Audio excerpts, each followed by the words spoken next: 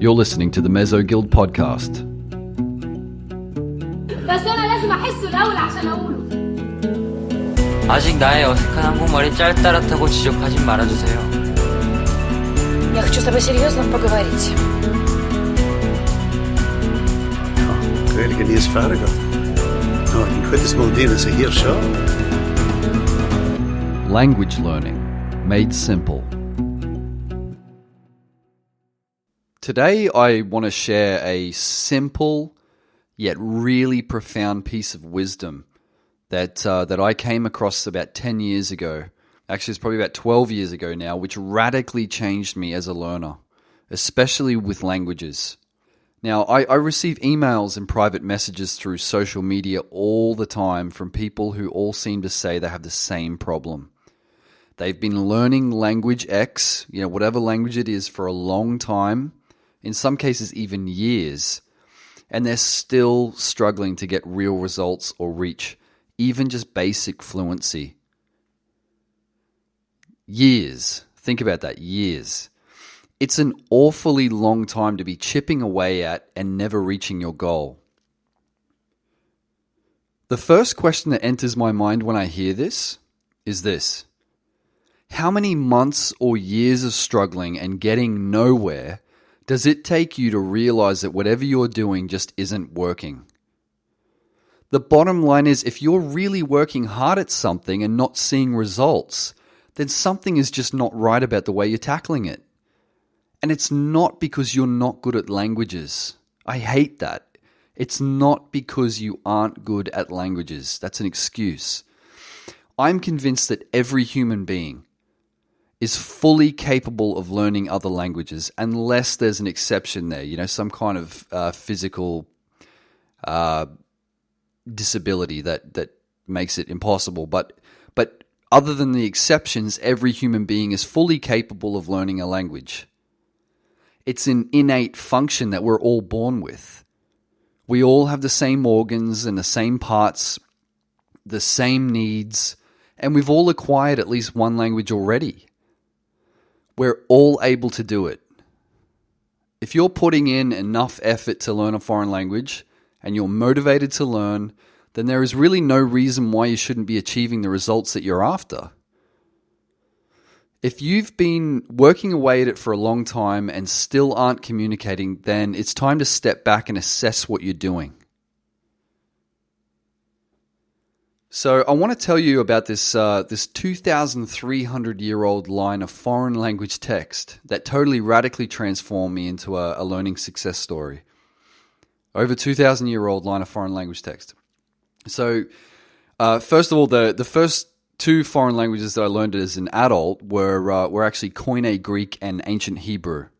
Because if you don't know me, I have a background in theology.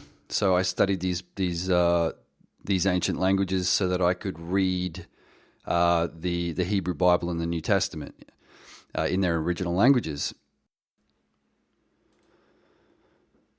So I guess you could say that I'm polyliterate when it comes to these languages, because it means that I fluently read and write them, but I can't speak them. I simply have no need to speak them because there's nobody alive to speak with. So getting to the point, I failed my first year in college. Now, as I've said before, I'm a visual spatial learner, which means that conventional course material and structures, really, they're useless to me. Conventional course material and structures are really useless to me. So when I first started with Greek, I had an incredibly tough time. Like a lot of people who are learning their first foreign language, I had no idea where to start or what approach was best for me. Greek and Hebrew were ultimately responsible, and I mean this, they were ultimately responsible for turning me from an absolute failure to a confident polyglot and an academic success story. As it was through loads of trial and error that I actually learned a lot about myself. And I mean, that's a natural thing, but I'll explain how. Okay, and this is something that I'm never going to forget. One day I was reading through and exegeting parts of Ecclesiastes. Now, Ecclesiastes is a book in the Hebrew Bible. It's an ancient wisdom book. It's a great read. It's an amazing read, especially in the Hebrew. And I came across this really relevant piece of wisdom that hit me so hard, like a smack in the face. It was amazing. The translation is, if the axe is blunt and its edge is unsharpened, more strength is needed, but skill will give success. If the axe is blunt and its edge is unsharpened, more strength is needed, but skill will give success. So, obviously, if you have a blunt axe and you're trying to chop a piece of wood, it's a lot harder, and you've got to really put a lot of strength into it to chop. But if it's a super sharp axe, it's going to cut through really easily, or a lot easier. So when I read this, and it just jumped out at me, I pictured myself with a blunt axe representing my skills. Okay, these are my skills, and the axe is representing my skills, and I'm smashing away at this stump. And I'm using all of my energy, I'm getting really exhausted, and I'm just managing to hack out a few small chips of wood at a time. And really, really just having a hard time with it, with this blunt axe. And it was so true, when this imagery was amazing and it was so frustrating, pushing myself so hard. I was pushing myself so hard back in those times to learn languages, to pass my other academic subjects. And really, I was just getting nowhere. I was failing everything. My axe, representing my skills, was completely blunt and ineffective. And there was such a profound solution, and that was to sharpen the axe, sharpen my skills. Now, the thing about polyglots, language learners, successful polyglots and language learners, that is, then it's not that they're good at languages. That's an excuse. The reason why polyglots are good at languages is because they're very good at self-assessing. They're great self-assessors. And this is something anyone is able to do. Now, I realized back then that my skills were blunt. The approaches that I was taking were just a total waste of my time. They weren't working. So what I did, simply, I sat down and I mind mapped what I was doing. I looked at the areas where I was actually having some success, and I looked at the areas where I was just failing miserably. And this changed everything. Really, it was just a period of me being honest with myself. As far as my academic skills were concerned, I sought outside help by getting someone else to come and identify the major areas that needed work. And, sometimes it really does pay just to let somebody else critique you. Now, I can't tell you, this had such an amazing effect on my learning. And, I've written before that I did actually end up, because of this self-assessment, I ended up topping my Greek and Hebrew classes. I was the top of the class because I identified that the traditional course structure, the rote memorization of grammar, the vocab lists, all the traditional old-fashioned way of learning, it just wasn't effective for me. It was totally ineffective. As soon as I identified where my strengths were, and that, for me personally, that meant taking a very visual approach to my learning, everything became much more simpler and enjoyable.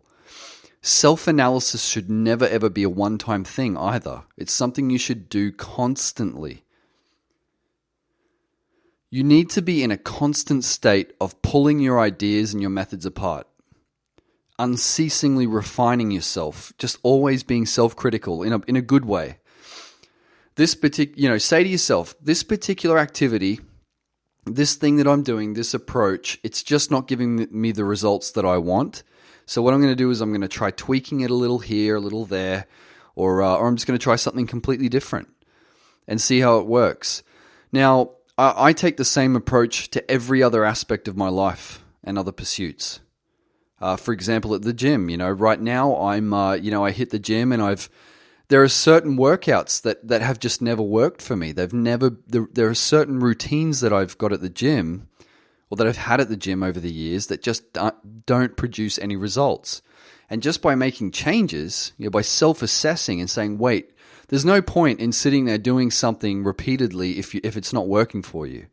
You're wasting time. You're wasting time. Just sit back and be honest for a second and say, you know what, this ain't working. Let's try something different. And, just by doing that, I've seen massive changes, massive improvements from the gym. Now, I can't serve up a single answer for everyone's personal situation, because we're all different. Certain things have worked for me, won't work for other people. But this is something you need to come up with. And it's something you need to discover through trial and error. So what I always do is I suggest that you take the advice of George Costanza from Seinfeld. Now, if you haven't seen this, now I'm a huge Seinfeld fan. I love Seinfeld, and there's this one episode where George Costanza, he's a short little guy. He's a loser. Nothing ever goes right for him, and very funny. And one day, this one episode, he decides he's going to do the opposite of everything he normally does. He's like, well, nothing's working out for me, so I'm just going to do everything the opposite that I would normally do. And the funny thing is, he does this, and suddenly everything works out for him, and it's comical, it's funny, of course it's extreme, but it does make a point that if things aren't working out for you, if the routines that you have, the things that you routinely do, are not working, try something else. Do the opposite, or try something different. So I guess the takeaway from this podcast episode is, if you've been trying something for a long time and it's not giving you results, the smart thing to do is to stop doing that. The smart thing to do is to stop. There's no point. If you've been learning, let's say you've been learning Spanish for 3 years and you still can't hold a Spanish conversation, you're pretty much safe to say that whatever it is you're doing isn't working, right? It's not working. It's poor. So stop what you're doing, self-assess, and try something different.